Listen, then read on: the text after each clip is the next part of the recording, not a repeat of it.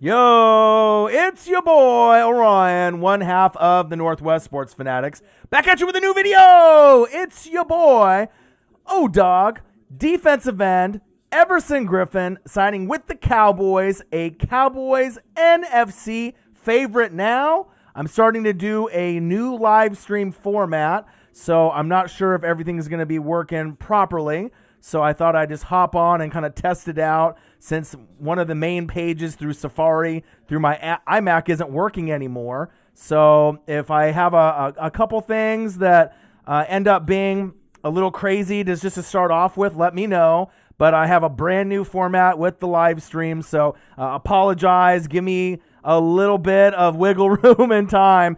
So I normally would do it on my iMac with Safari and OBS and everything. So now it's making me go over to a different format through YouTube. So let me scroll over. At first I thought this was going to be a test, because that's what it was saying. They said it was going to be a test and it wasn't going to be like live. So I wasn't really sure if I was going to start off and I'm going to be able to do the show that I want to do and go over everything, or if I'm going to have to do a couple tests or whatever before I actually get there. So let me see if I can actually move this fucking screen over. So 1 second, guys. Apologize here. If it'll let me move it over. Maybe. All right. Let's see here. Can you guys hear me okay? With everything that's going on? I mean, I got so many buttons coming up on my screen right now. It's like, I hope everything is working okay. And it said it might take up to 24 hours for it to work. So Justin Wills in the building. What to do? Savage in the building. What to do? Goat James in the building. Clowney to Kansas City, Ryan Schrick says. Man, like I said, I didn't really anticipate. I mean, I know this was a big rumor that this could happen. And now I think Eagles fans, whether they want to admit it or not, this is going to get to a point now where you're going to be a little bit maybe uneasy with everything, just knowing that the defensive line and the amount of players that they have, they're starting to accumulate not only great players on the offensive side of the ball, adding a CD Lamb with Michael Gallup and Amari Cooper, and you got Zeke, yum, and all the rest, right?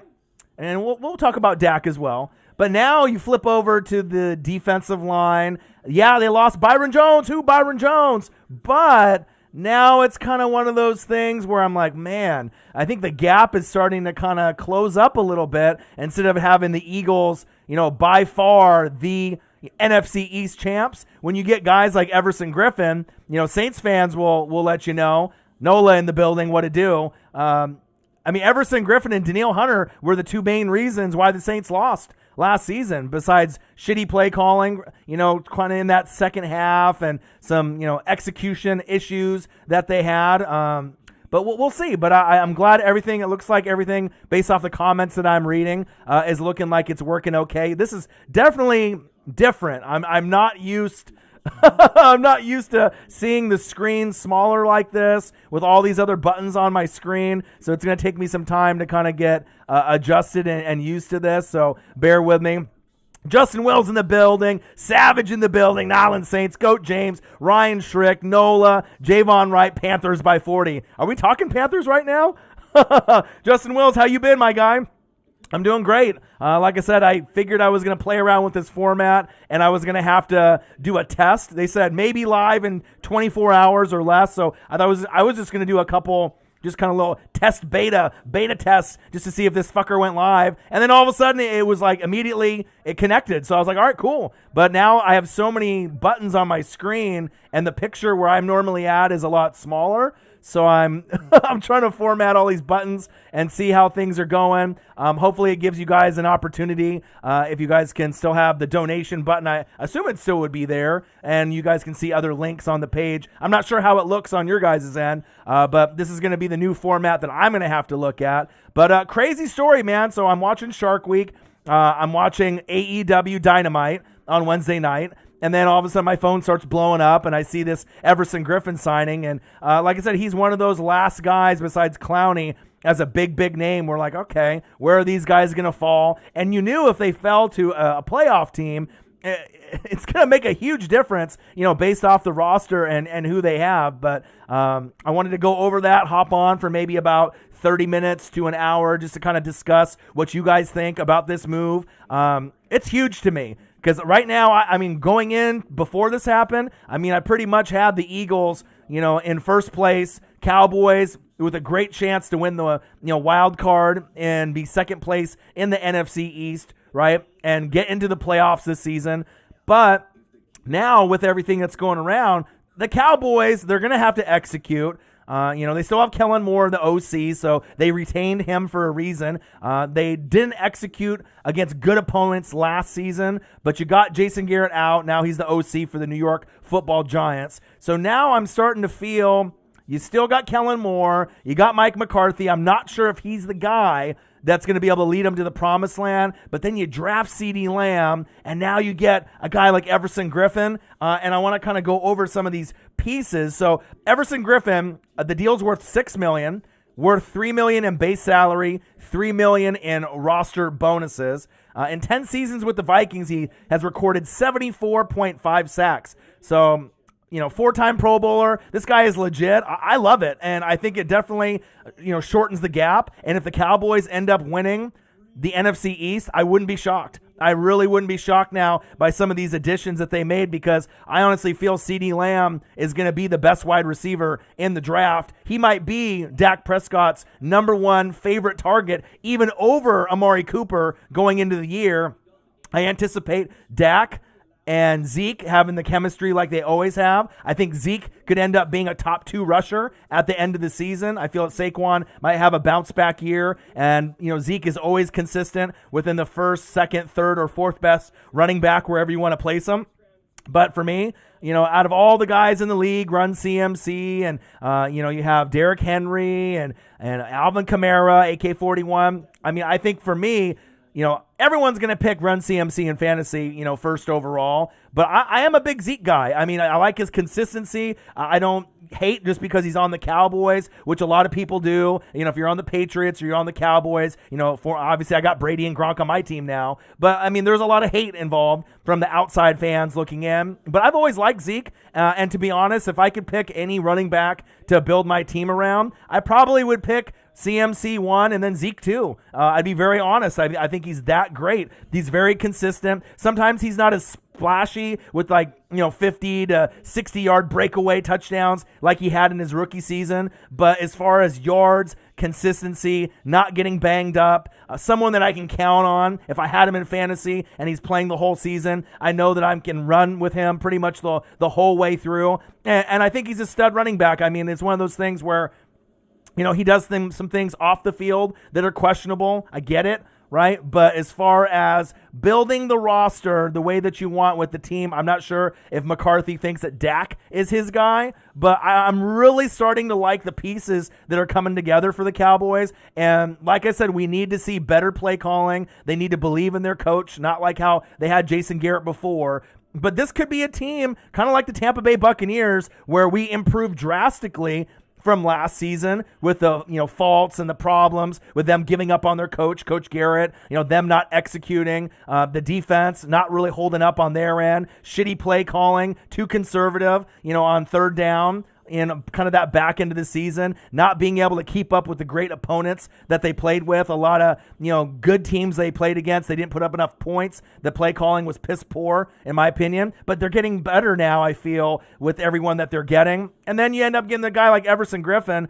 And then if you end up looking at, I was on Twitter because, I'm always on Twitter and I'll go back and acknowledge all y'all here. But I it's like Saints fans telling me that they're not afraid of the Tampa Bay Buccaneers. Right, and now if you're an Eagle fan and you're saying that you're not afraid of the Dallas Cowboys or what they could do, you're fucking kidding yourself. You know what I mean? There is a little bit more of a legitimate threat there. You can do it based off past years, past reputation, but this is the NFL.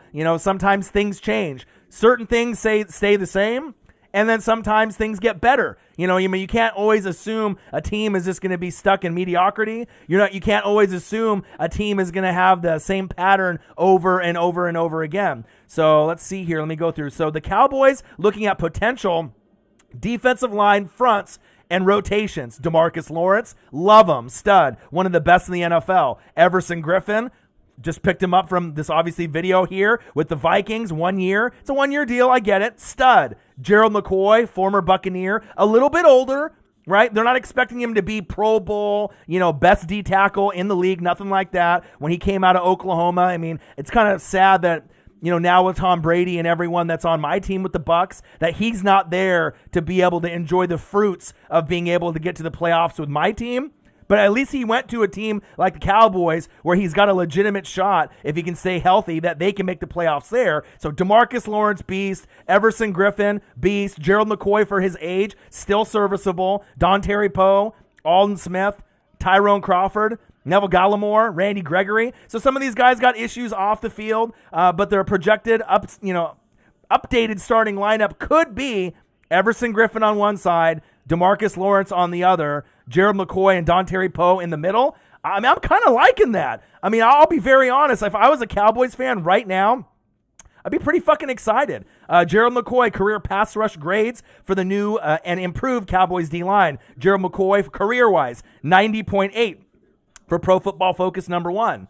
DeMarcus Lawrence and Alden Smith, 90.0, number 2. Everson Griffen, 82.4. Tyrone Crawford, 75. Randy Gregory's a 65.4, but if he could just stay healthy and not get in trouble, that number would probably be in the 70s, high 70s, maybe low 80s. So I'm really liking what I'm seeing here. But so that's why I wanted to be able to hop on, because I knew at some point Jadeveon Clowney was going to get signed. I knew that this Everson Griffen was going to come up sooner than later. I just didn't really know when we were going to be able to get this opportunity where it was going to come up. But today is the day, so it is here. So defensive end Everson Griffen signing with the Cowboys. Are the Cowboys the NFC favorite now? A live stream with your boy Ryan and the Northwest Sports Fanatics. Make sure you guys subscribe to the channel. Smash that like button either now or on your way out. Donate to your boy if you can, either on here, patreon.com/NWSF, or our GoFundMe. And if you're looking for merch, Northwest Sports Fanatic merch, link is below every video on our YouTube page. And you can follow us on Facebook, YouTube, Twitter, Instagram at NW Sports Fanatics. So let's go through some of the comments here. They're a little bit smaller than what I'm used to, just the way that they have this fucking thing formatted for me. So if you guys can just bear with me as I go through this new setup and everything that's going on. Let me see. Maybe I can switch the screen over, and I'll switch this one where I can at least see myself. All right, and then let me put that one there. Let's see here. Let's see if I can make this work. Give me a sec, guys. Like I said, this is the first stream that I'm doing on the new format, so I wasn't really prepared for it to really come through. All right, so let me just start at the very beginning. I'm going to go through everyone and comment below, which you guys are probably talking shit to each other already right now with everything that's going on. Justin Wills in the building. Savage OD in the building. Nyland Saints, Goat James, Ryan Schrick, Chiefs Kingdom stand up. He says Clowney to KC. Maybe. I don't know if they got money for that, but I mean the GM and the ownership has really been doing a great job. Official Young Nola in the building. We've been talking trash. Saints talking trash. Bucks talking trash. Who's going to be the better team? Who's going to win week 1 in the Dome? It's Nola's birthday. Literally the week 1 game of the Saints and the Bucks, and they just announced that the Saints are not going to allow fans week 1. So the big advantage for the Saints and the Chiefs and the Seahawks is that home field advantage with the crowd, especially the Saints. You could argue because of the dome, the noise, how it reflects off the building. So now if you don't have fans week 1, to me, with all the pressure that's on the Saints, moving forward, yes, they have player for player, arguably the best roster in the NFL.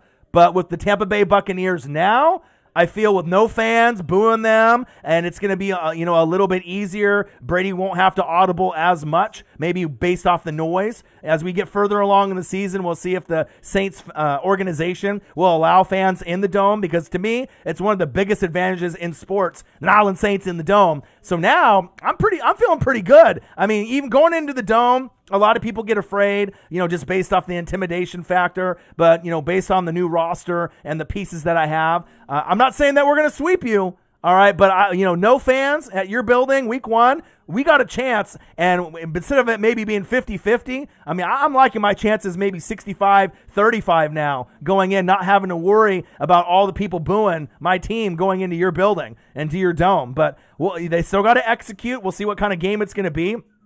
But to be honest, it's probably the most anticipated game that I've wanted to watch besides maybe Eagles, Bucks, NFC Championship game. When I went to the Super Bowl in 2002, 2003, and then obviously the Super Bowl with the Raiders, Super Bowl 37. This might be the most anticipated game for me being a Bucks fan, a hardcore Bucks fan since 1995. All right? LFG, let's fucking go. Fire the cannons. I mean, this is a big deal. Lots of pressure to start off 1-0. But I still think both teams are going to make the playoffs, New Orleans Saints and the Tampa Bay Buccaneers. But now I can actually defend my team, and I'm not going to be like getting steamrolled throughout the whole season. I'm actually going to be able to be respectable, and that's all I've ever wanted since 2007. So Nola and all the rest of the Saints fans in the building, I respect your team. I root for you guys, you know what I mean? But now, this year and next year, it's fucking on. You're going to see a whole new Orion, a whole new swag, a whole new drip, a whole new confidence.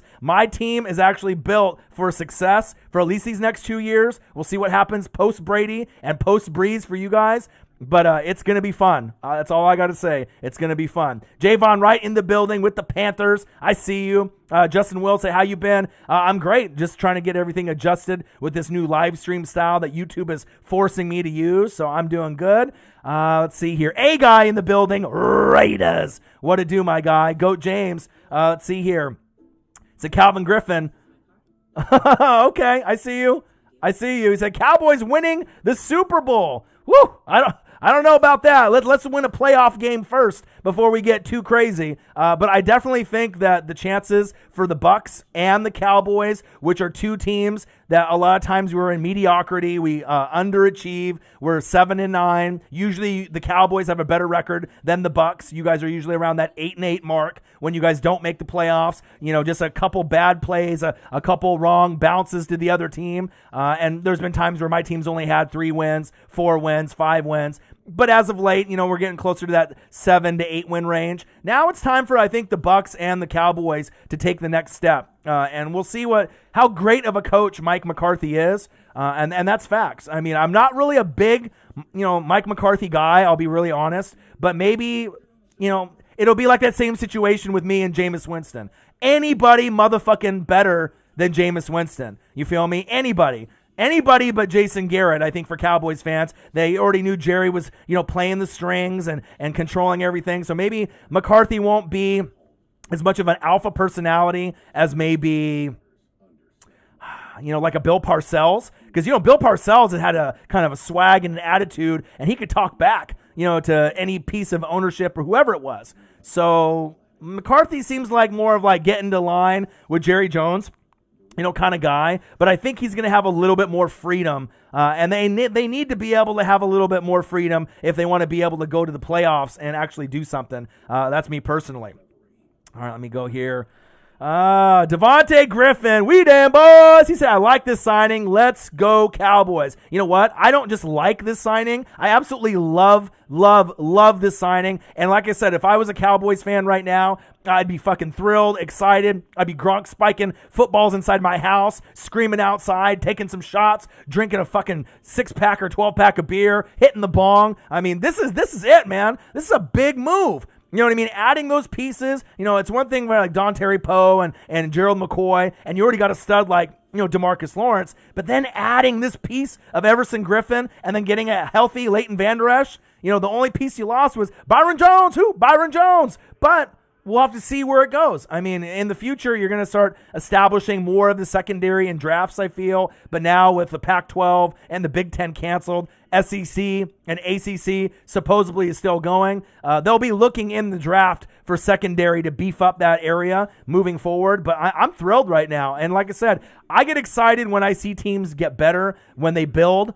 And even though it's a 1-year deal, that D-line, those 4 that they have projected, that could be that, that starting lineup. I mean, let me go over that again. I mean, I got a lot of things and information on my timeline, but Everson Griffen on one side, right? DeMarcus Lawrence on the other side, and then Gerald McCoy and Dontari Poe. I mean, whew. I mean, that I don't know how you're going to run on that, and you're going to get a lot of sack lunches. Yum yum yum yum on that front on the opposing quarterback. So I mean, if I was pretty confident that the Eagles were going to win the NFC East with additions like this, I'm not too sure anymore. I mean, you still got to execute, and obviously the Eagles are going to have to, get it done, not have the injuries that they had at the wide receiver position and all the other players that got beat up besides Carson Wentz, and you need the Cowboys to execute. But I am a big fan of Kellen Moore. I know a lot of people are up and down on him, but the thing is, if Mike McCarthy could have had anybody at OC after, Garrett got fired, because that was Garrett's boy, right? So to keep someone on in a regime that was prior to you should show you how much Jerry Jones likes him, the rest of the coaching staff likes him, how much the players like him. He's going to be a head coach in this league sooner than later. You know what I mean? And I think he is a great play caller. I watched him at Boise State. He's a crafty lefty. You know what I mean? So he's one of those younger guys that's going to get an opportunity to show it. We're just going to have to see if the players can execute his play calling.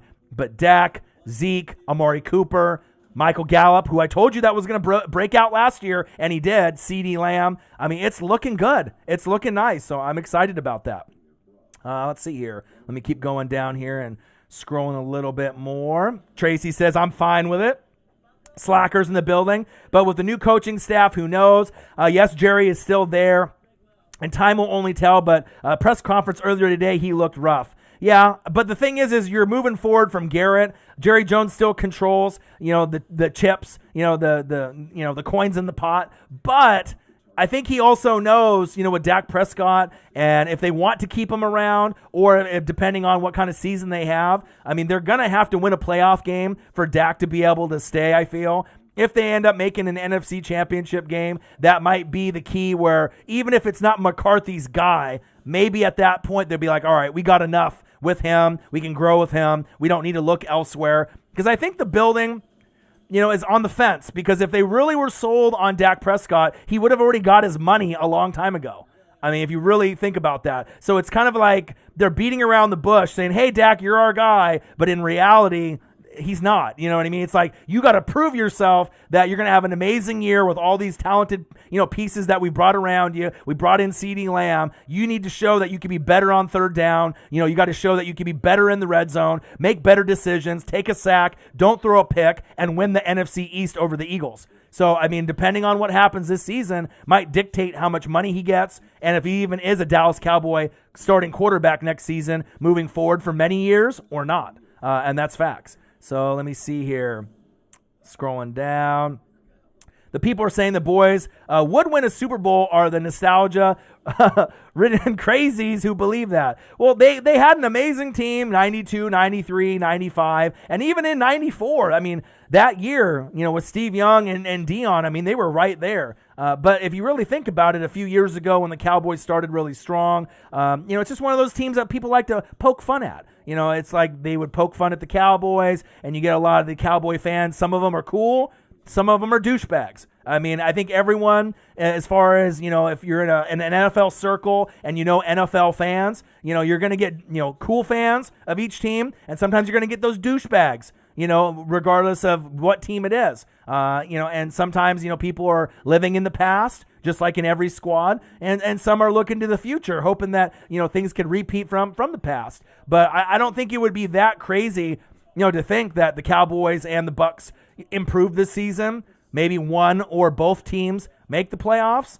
And is it that crazy to think if one or both of those teams get far deeper into the playoff picture than people assume? I mean, you're still going to have to execute, and you're still going to have to go against teams like the Saints and the Eagles that have established themselves with more continuity, more chemistry. Those players have been together longer, so they have the edge. The Eagles and the Saints have the edge over the Cowboys and the Bucks. But at some point, as you guys know in the NFC East, if you follow that division like I do, it's typically a new team every year that wins. I mean, sometimes you'll have a repeat back-to-back, but it's pretty rare. If you go back in like the last 12 to 13 years in the NFC East, there was a run for about 7, 8, 9 years in a row where it literally It was a different team every single year. So if I'm a Cowboys fan, I'm ecstatic right now, and I think they definitely closed the gap with Everson Griffen because, like I said, the Vikings, compared to the Saints in the playoffs last year, weren't as good. The Saints were heavily favored. They had a big lead,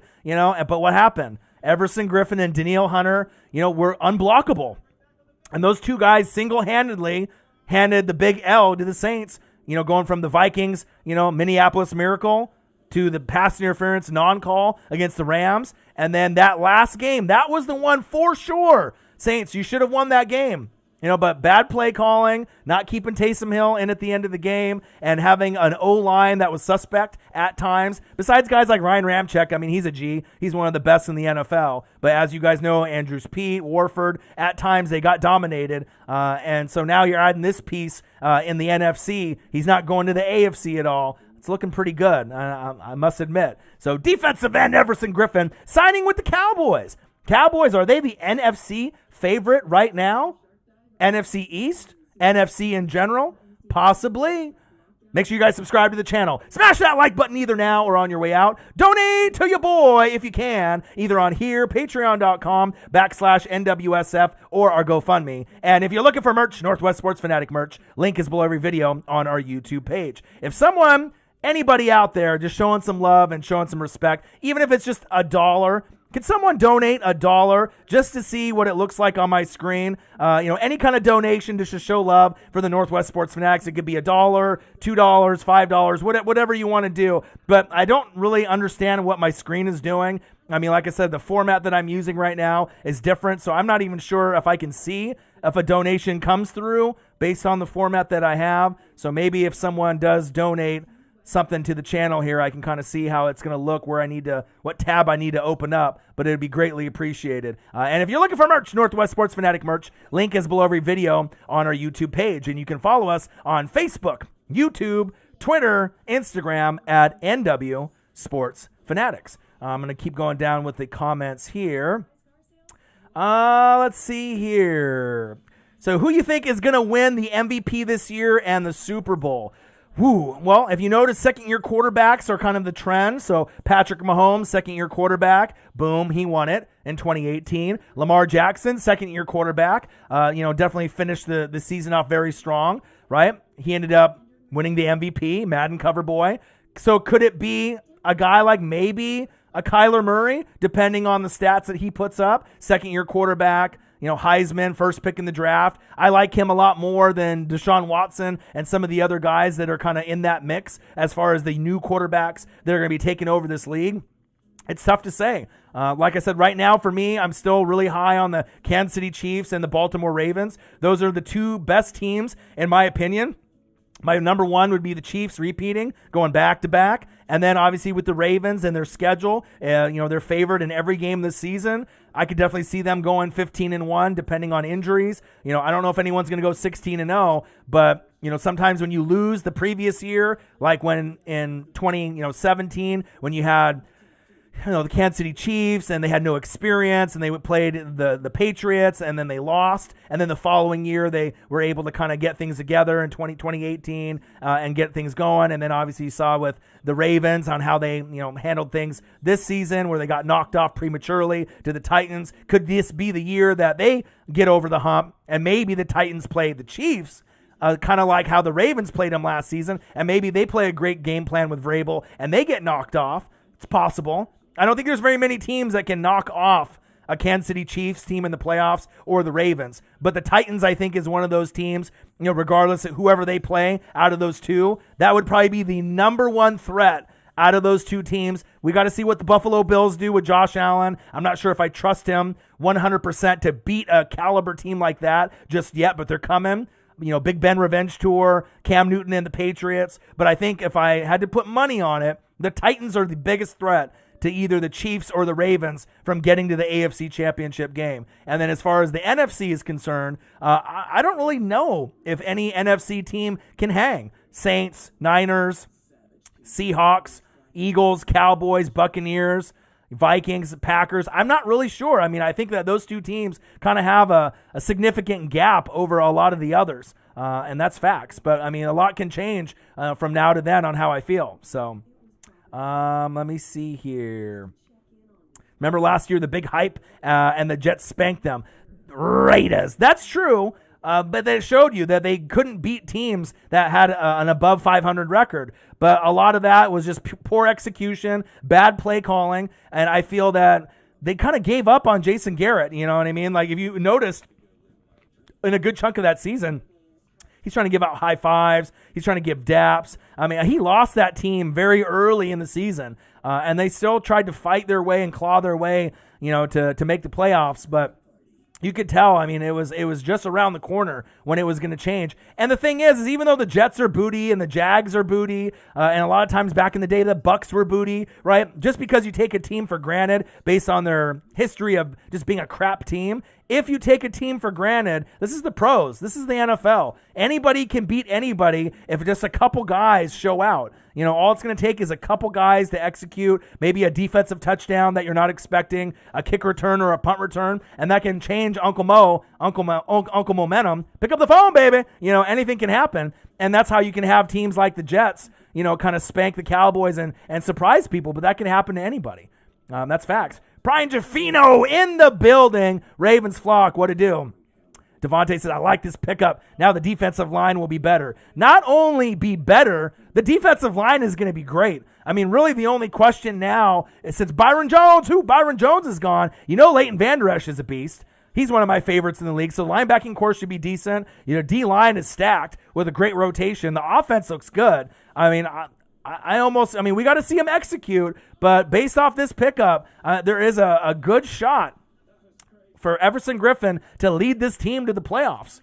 I mean, I'm really confident with that. I mean, I got to be able to see Kellen Moore and what he's got spiced up in the playbook. I got to see Mike McCarthy's coaching style. I mean, if it's 3rd down and 1 and you're on the 18-yard line, are you going to go for it like you did with Green Bay? Or are you going to do some pussy shit like you did with, fucking Garrett and go for the field goal? And then sometimes miss that field goal, and then just kills the drives. And I think McCarthy is going to be a gambler like Riverboat Ron. I think he's going to be one of those guys that will go for it on 3rd down and 1. Go for it on 4th down and 1 and 4th and inches. And I think that might be the difference, besides the new personnel coming in. But adding an Everson Griffen on one side and a CD Lamb on the other, those are two dynamic players that are going to be able to make plays every game. And it wouldn't shock me, if Everson Griffen ends up getting 7 to 10 sacks this season with all those other guys going to get double teamed. And don't be surprised if CD Lamb ends up being the best wide receiver over Ruggs, over Jerry Jeudy, and some of the other guys that are out there.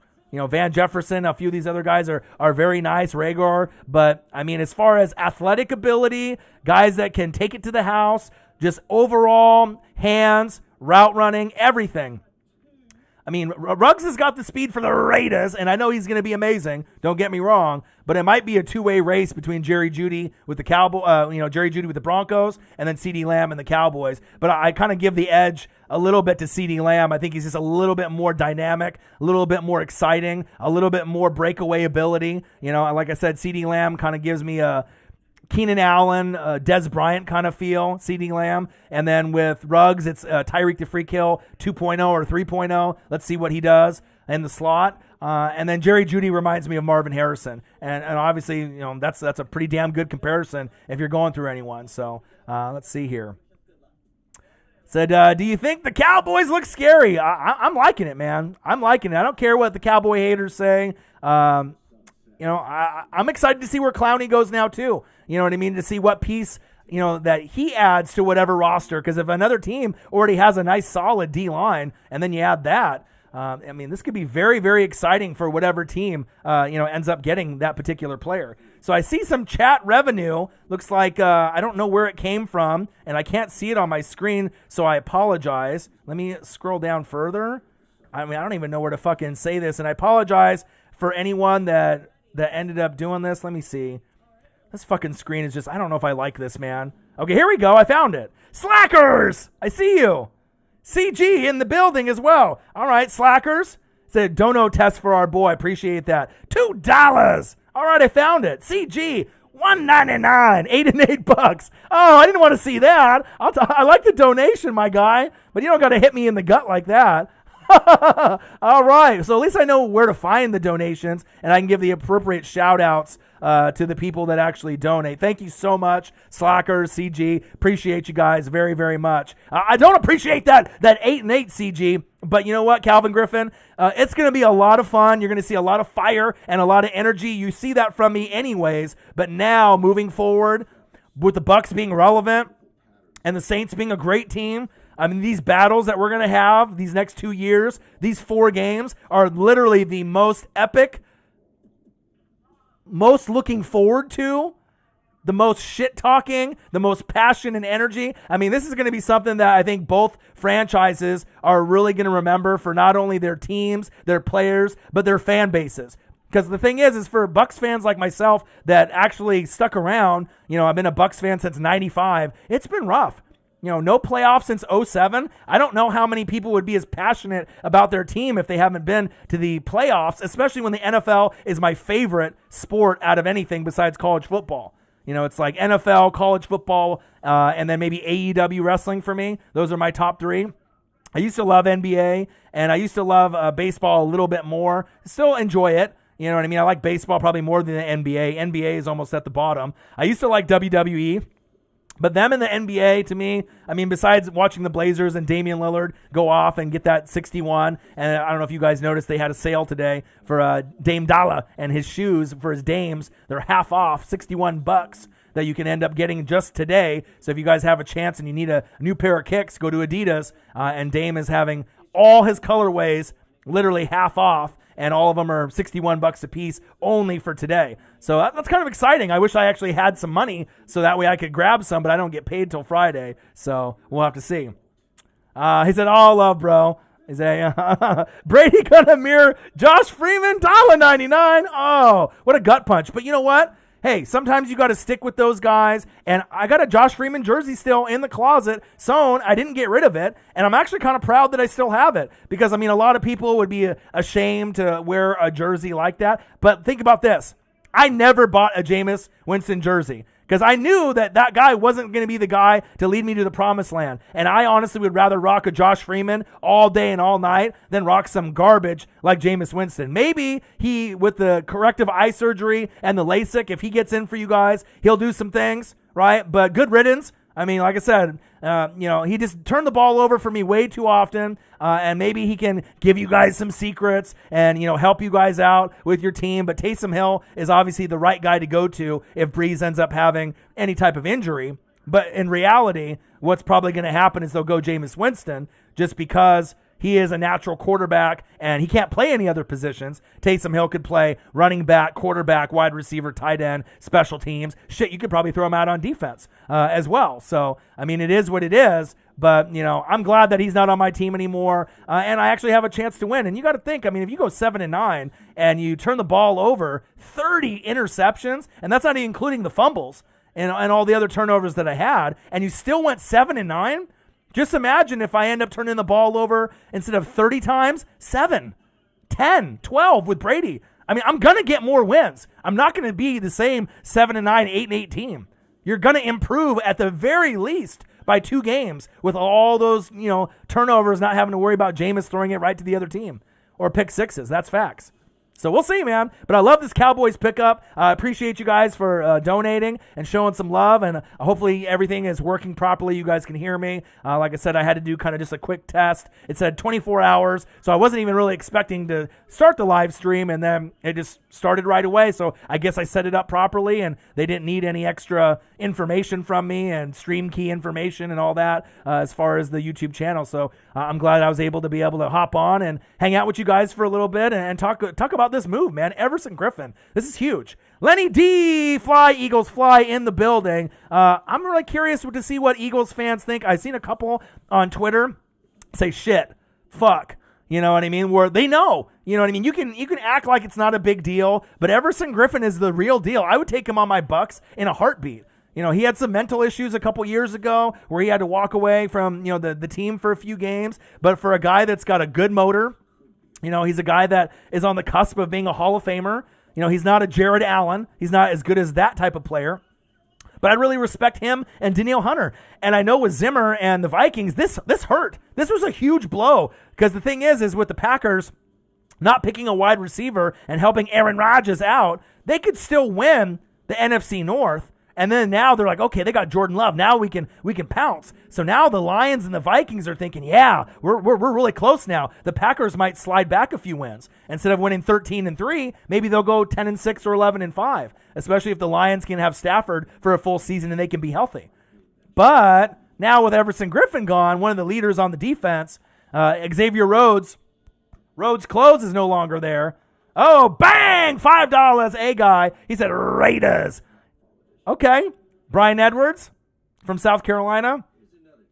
Ruggs. Okay. Mad Max. I like a lot of players on the Raiders. And I already know that with Renfro and some of the pieces, he was going to be in the slot until they actually officially announced that Ruggs is going to play in the slot a couple days ago. Because obviously, your boy, I read everything on every single team. So that's probably a more natural spot for Ruggs anyways. I mean, he could be on the outside, but I feel based off his speed and route running and being able to take a slant 90 yards to the house, that's going to be the position you're going to want to have him in, on the left side or the right side in the slot. But I agree, man. Those are going to be some good players. And like I said, I liked Jonathan Abram at the safety position, Cleveland Farrell. At first, we were like, oh, Farrell, like really, was that the right pick when you could have had like a Josh Allen that was on the Jags? But I think that was the right piece for what they wanted to do with Gruden and Mayock. And then, on the flip side, Abram, I like his personality in Hard Knocks. He's a stud. He's got some drip, little cowboy, kind of a country boy, and I like him. Hopefully he can stay healthy.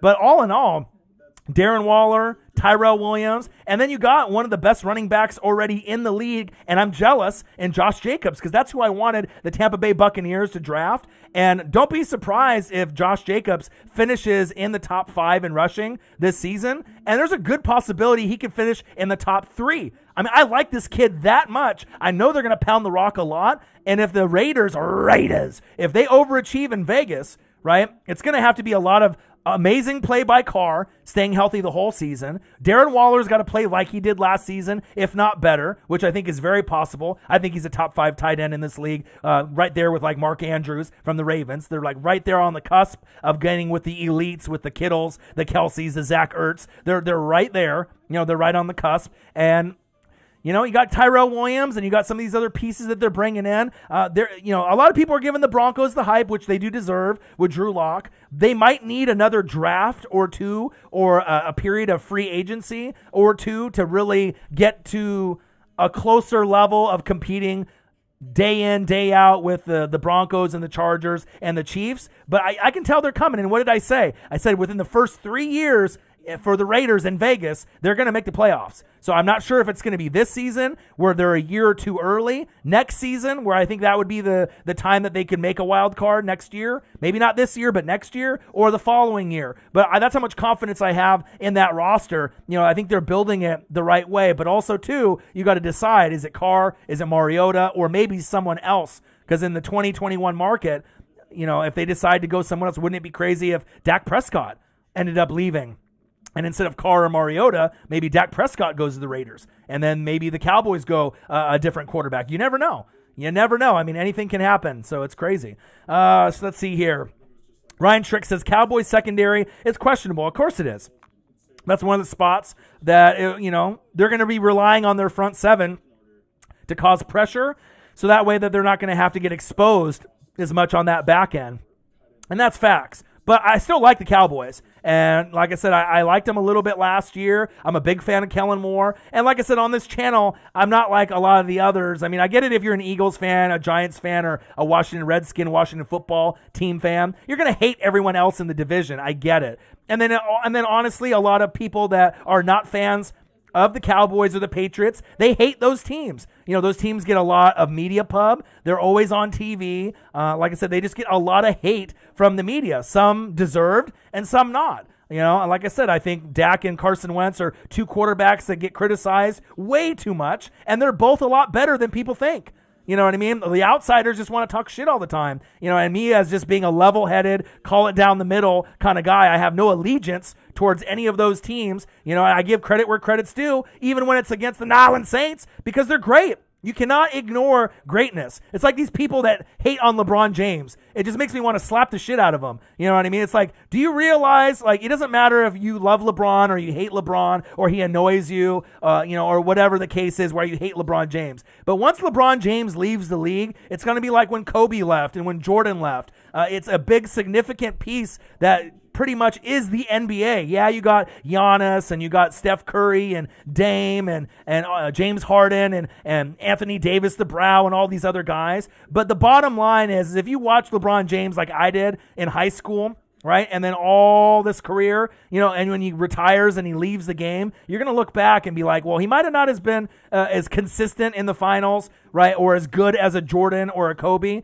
But bottom line, he's one of the best small forwards that we've ever seen, and you could argue he's the best small forward ever. I mean, you could throw him in there with Larry Bird and some of the all-time greats at the small forward position. Back when I was a kid, it was Bird and, Charles Barkley and a lot of these guys at that small forward position. It was really dominated by certain guys like that. And I'm a big Larry Bird guy. But if you look at all around, a guy that's 6'8", 220 to 240, 240 to 260, that could play point guard, rebound, get a triple-double. I think we take greatness for granted sometimes, and we do that on the NFL level and MLB level, in football and soccer with Messi and Ronaldo. I mean, there's a lot of hate that goes involved. You like one or not the other, but LeBron James is like a great example. Like, whether you love him or you hate him, he's great. And we're going to miss him once the NBA moves on and he retires, unless he can play with Bronny, maybe for 1 year before, he calls it quits. But I'm going to miss, guys like that when they're no longer in the league. Like, I'm going to miss Breeze. I'm going to miss Roethlisberger, Brady, Phillip Rivers. I mean, even though some of these guys might be at the end of their careers, Frank Gore, I don't want these guys to quit playing football because I love watching these guys even as a Bucs fanatic. I'm an NFL fanatic. I can watch any team play a full game and enjoy it, even if it's the Jets and the Jags. I know that sounds crazy, and a lot of y'all probably can't sit through the Jets and the Jags, but I can watch it twice. Watch it live and then go back and watch the tape again and watch the O-line and the secondary and the D-line and evaluate the tape because that's just what I love to do, and that's facts. Let's see here. So didn't Dak say coaching did get in the way a lot of the time last season because Garrett definitely got in the way? Well, he just wasn't a good fit for that team, Slackers. I think we all can agree on that. Ryan, he said, yes, there is still that question. That's true. Ain't nobody scared of the Bucs, Calvin Griffin says, until you knock us off, keep dreaming. But the thing is, what do you think the perception is, Calvin, of the Saints? What's the perception of the Bucs? The pressure is all on the Saints. Only Saints fans think that they're just going to steamroll everyone and go to the Super Bowl. But you got a hangover from the last 3 years. And that's going to be more weight on your shoulders as the Saints fans. No fans in the Dome week 1. Possibly no fans this season, right? For the Bucs, we're loose. We're fun. We're excited. You know what I mean? We haven't been good since 2007, so now we're putting a team together. There's no pressure on us. So if anything, all the pressure's on y'all because Breeze's time is running out. You guys got like a year or two left, and you guys already went 3 times and couldn't get it done. So you can't tell me that you're not scared or you don't think that same thing is creeping up in the back of your head that might happen again. Because the bottom line is, even if the Saints overachieve and make the Super Bowl, they are not winning against the Ravens or the Chiefs, period. And I don't think anybody is going to really win out of the NFC. I mean, even if my Tampa Bay Bucks got there and the Super Bowl is being hosted in Tampa and Tom Brady's there, of course I would root for them. I would wish and pray and hope that I could get a Super Bowl. But to go against the Chiefs and the Ravens, I don't know. I don't know if there's any team in the NFC that's going to be able to compete on that level. So you can talk all that shit, right? And you guys have dominated the Bucks and the Panthers and the Falcons. This is no longer your division. I'm telling you right now, yeah, you guys have owned it. On paper, you guys should be the divisional winner, but we're going to get in the dance this season. And there's a chance that we might even beat you guys this season once, possibly twice. We don't know, right? And then we might even have a better record than y'all when the season is over. When the season is over and we're going to the playoffs, I would say most people would think, unless there's injuries, that you guys will go 11 to 13 wins. And I think a lot of people, from what I'm reading, think the Bucs are going to go somewhere between 9 and 12 wins, just depending on the ceiling and what happens. I mean, if we're scoring 35 to 40 points a game, the defense doesn't need to be top 5. We just need to be top 16.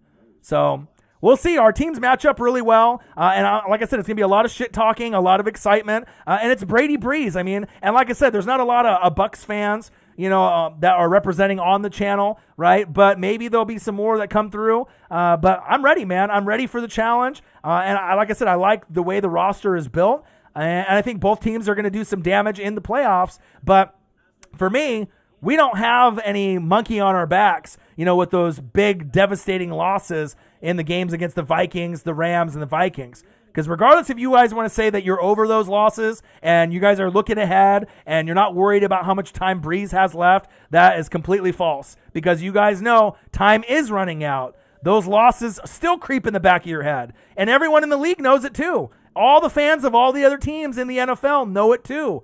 You guys had a chance where you guys could have went to multiple Super Bowls, multiple NFC championship games, multiple Super Bowls, and maybe even won one. But you didn't execute properly, you know what I mean? And I think, like I said, a big part of it, I hate to say it, it's the coach. Sean Payton to me is a top 5 coach in the NFL, and he has been for a long, long time. But in key moments in those games, the play calling was not good. And, I mean, if you go back and watch the tape, from those games, a lot of those games you had the lead. A lot of those games you kind of took the foot off the throat. You took the foot off the gas pedal, and then the other team started to come back. But we'll see. You could always go two ways about it. You could let that circle over you and hover over you and have that pain and that animosity and, pointing the fingers at everyone like the refs, which you guys deserve to point the fingers at the refs especially in that Rams game. That was horrible. Some of the worst play calling. But it's going to either you're going to overachieve, you're going to get past the adversity, or the same shit's going to happen again, where you guys go to the playoffs, you're one of the number 1 or number 2 or number 3 seeds, you play somebody that you're supposed to beat, like the Bucs or the Vikings or the Seahawks, and then you lose. And then if it happens 4 years in a row, do you really think you're going to be that confident going into year 5 if Breeze decides to come back again? I mean, Saints fans can say that they are, but how many times are you going to lose in dramatic fashion in the fourth quarter before it really starts weighing down on Breeze, Kamara, Michael Thomas, Cameron Jordan, and the rest of the team? I mean, at some point, there's a big weight on the shoulders of the Saints. I mean, there's a lot of pressure there to be able to get it done. And we're loose. We're going to have fun. So we have zero pressure on us. And then, Nola's in the building trying to talk shit. Oh, Brady has to scramble and he's too old. How many times did Brady have to scramble to win Super Bowls? None. All right? You don't need to scramble with Brady. Everyone can think he's washed. All he's got to do is throw the ball away, make proper decisions, hit his check down. I don't need him to run around like Lamar Jackson. He's never had to do that to win Super Bowls. Know your tape, know your team, know your players. You feel me? You get me? We'll see, man. It's going to be fun this season, and that's facts. Let's see here. Cancel football. No, let's not do that. I said, didn't you say the Bucs were the Browns last night? The thing is, yeah, and we're definitely not the Browns. I mean, I could see the Browns, the Cowboys, and the Buccaneers overachieving and getting there. But if they were in a different division, that the Steelers weren't there, then I'd say, you know what? The Browns got a lot of talent. They got a lot of egos, but I don't know if they have the right coaching staff and the defense. I don't think they have the leadership. Because Baker is a little immature. Odell is immature. Jarvis is kind of, all those guys that they got. I mean, the only really good benefit for them, Austin Hooper is a stud. So now they got a check down guy. If Njoku doesn't want to be there, get the fuck out of there, right? It doesn't matter. But you got Austin Hooper, which will be nice. You can run double tight end sets, with obviously him and Njoku. But Nick Chubb is great. I absolutely love him. And then you got Kareem Hunt there, for his backup. But I just don't know how they're going to be able to execute, game in and game out. But you did get Jack Conklin, and you get Jedrick Wills Jr., from Alabama, and you got Conklin from the Titans. So that's going to help Baker with more time. So if you don't get it done this year, I'm not sure if you're going to be able to get it done with Baker Mayfield, because you had a bad O-line. Now, arguably, you have a top 10 offensive line. Adding a first-round draft pick in Wills from Bama, and Jack Conklin is one of the better offensive linemen in this league right now as well. So we'll see. But if I had to put my money on the Steelers with Big Ben Revenge Tour, with Juju and James Conner and Deontay Johnson and T.J. Watt in that number 1 defense, or the Browns, It's not that just the Browns have the monkey on their back also, and they have a reputation of losing like they do, like the Bucs do, right? I just think that the Steelers are built better, and they got better coaching with Tomlin. So I think Ravens can win the division, but I definitely would take the Steelers over the Browns any day. But if the Browns were in another division, like maybe the AFC East, then there would be a little bit more wiggle room, because then you could compete with the Bills, but the Bills might end up winning the AFC East for the first time in a long time, and we'll see if Cam Newton can even stay healthy for them to be a wild card team. There's a lot of questions to be answered, but I'm not really all in on the Browns. I know there's some guys like Bucky Brooks and certain guys that think that they got the number one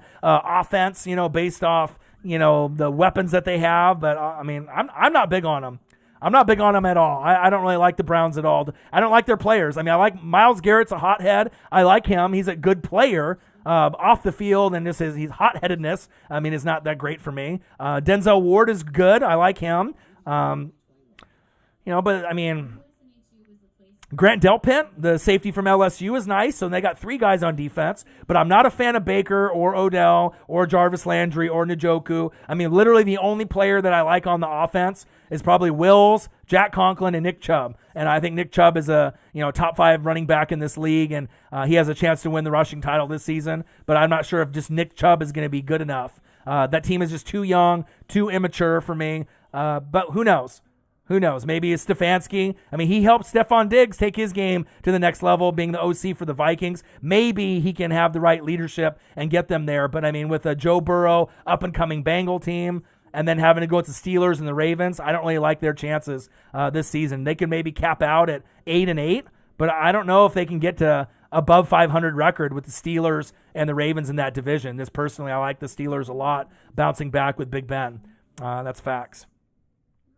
Let me see here. He said, nope, but I agree with that statement. He said, LMAO, this year's Browns, that they're crowning the Super Bowl champs already. I don't think anybody was crowning the Browns that they could win the Super Bowl last year or this year. I think people were saying that they could make the playoffs, but again, you didn't have an O-line and you didn't have good coaching. So anyone that knows football, they could have overachieved if Baker was a better quarterback and Odell and Jarvis Landry played good, but they just don't have enough weapons on defense. And they really lacked, continuity and chemistry on O-line and at that head coaching position. So they're starting to correct some of those mistakes, but that might not be enough. And there's a lot of quarterbacks I would rather have than Baker Mayfield. I like his passion. I like his energy. I liked him in college when you watched him in college football, with Baker and Kyler. And, when you watched Oklahoma, Mark Andrews and Baker Mayfield, they had a nice little connection there. You got to have that energy and that swag and that drip. But now nobody's talking about Baker Mayfield. You know what I mean? He's kind of like the forgotten guy. You got Big Ben, Hall of Famer, Lamar Jackson, MVP, and then another guy that's got more drip and swag, and Joe Burrow. So now you went from, like number 1 pick, but no one really gives a shit about you anymore. And on top of that, I don't know if anyone really wants you anymore. We'll have to see. This is really a big make or break year for Baker this year and next year, depending on where he plays, what team he's on, if he's still on the Browns or not. Because maybe at some point they decide to move on after his rookie deal if he still ends up being kind of average or below average. That's kind of a shitty way to put about it, but it's not like Sam Darnold has really done anything either, and Josh Allen is a work in progress, and he's got a lot more weapons around him, so we're just going to have to kind of wait and see. The big advantage for the Saints in the group has been together for years. True, but then that also could be a disadvantage too, right? You got the continuity, you got the chemistry, but a lot of those guys have gone through all the bullshit together, right? And obviously with Drew Brees and, some of the comments that he made in the early, couple months back, with the flag and the kneeling. Some guys might have gotten over that, right? But some guys I don't think are going to be fully over that on the roster. And they can say that they forgive each other and they apologize and everything is good. But, we're going to have to wait and see. Once adversity hits for the Saints, or you get some injuries, or you get some bad play calls, are you going to whine and point the finger at the refs and complain and throw shit on the sideline and, do shit like that? Or are they going to be able to be mature enough to be able to come together, even with the last 3 years and the outcomes that have happened? It's going to be really interesting to see if they can overcome, or if they're going to have the same thing happen to them again. It's not like I'm rooting for the Saints, even as a hardcore Bucs fan. You guys can talk shit with me back and forth, and we can talk all the time, about Bucs and the Saints and who's going to win and who's going to be better. But, I don't like seeing teams struggle, especially when it's sometimes out of their control, like against the Rams in the playoffs in the NFC Championship game. You definitely, to me, got robbed. And that was something that, fans will never get over that. And if I was a Saints fan, I would never get over that. The Minneapolis Miracle, that was a stab in the heart, right? And then you have the bullshit that happened, so then you're even in more pain. And then you have a game that you should win 100% of the time, and then you just got outplayed with those pass rushers. So maybe this is the year that you get it done. And like I said, I'm rooting for Drew Brees and Aaron Rodgers and Russell Wilson to get two, before their careers are over, and that's facts. Garrett gets to waste Daniel Jones now. I don't know, man. We'll see. Maybe he'll have some good chemistry with him. I do like Daniel Jones, Danny Dimes alike, a lot. Saquon could bounce back. I like Slayton. I like a lot of the pieces that they got, and that's facts. Let's see. With Everson, Griffen, and Lawrence, I think they both can get to 10 sacks. Agreed, Israel. I think both guys could get to 10 sacks. You know what I mean? We need to have DeMarcus Lawrence kind of bounce back from last year. I believe he had around 5-ish, right? So it was a little bit of a down year for him. But yeah, it is a possibility for both of them to get to about 20.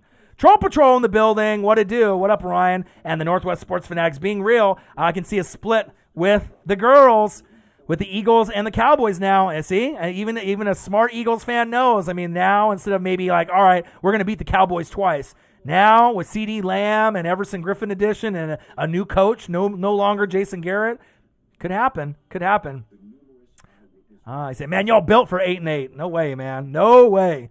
Everson Griffen and Lawrence will likely be heavily blocked, leaving the middle open. Yeah, but then you got Jared McCoy and Dontari Poe. Those guys can cause some havoc as well. So he says, Lenny Dees, I hope Bucs win week 1 to see the Saints' faces. I kind of hope so, too. You know what I mean? A lot of shit talking by a lot of the Saints fans, you know what I mean, that they're just going to steamroll everyone. I would just absolutely love not only to win that game by a little bit, but to crush you guys. And if we end up winning by 10 or more, it'll be interesting to see the reactions and obviously the shit talking, the excuses that would come up. But you know what? If we lose that first week, so be it. I just want to be able to get into the dance and, go from there. And that's facts. All right, Slackers with the donation, CG. I'm scrolling down here a little bit. All right, I think I'm getting caught up. All right, let's see. Defense should be better as well. Let's see here.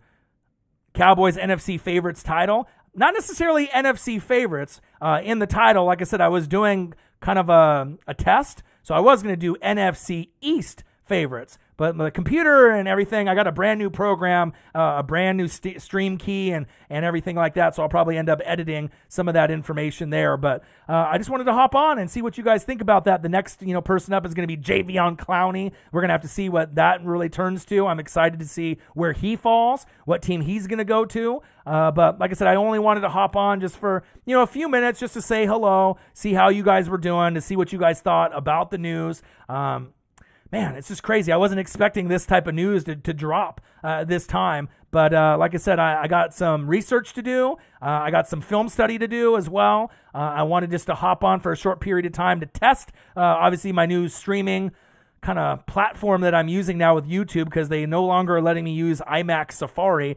I have to use Google Chrome. And then on top of Google Chrome, it's making me use different programs. So everything looks completely different, and I'm not used to it. So... but we'll see where it goes. And like I said, I'll be back probably tomorrow with another stream. They had a few different articles that were out for like NFL.com and NFL Network. So I actually had another show lined up that I was going to do. But then Everson Griffen news dropped. And I was like, shit, okay, I got to definitely react to this. Defensive end Everson Griffen signing with the Cowboys. Could the Cowboys be the NFC favorites? Don't laugh. It could happen.